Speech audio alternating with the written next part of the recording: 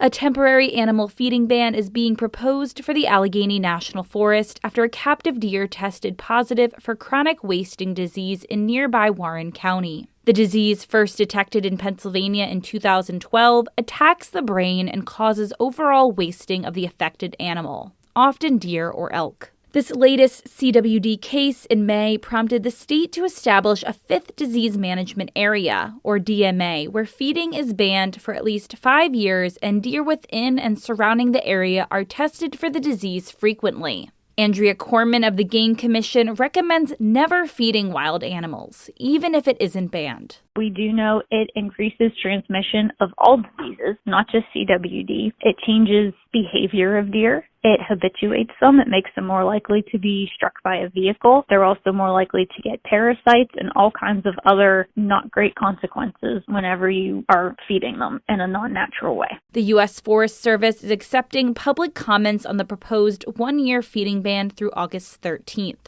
Which can be emailed to comments-eastern-allegheny@usda.gov.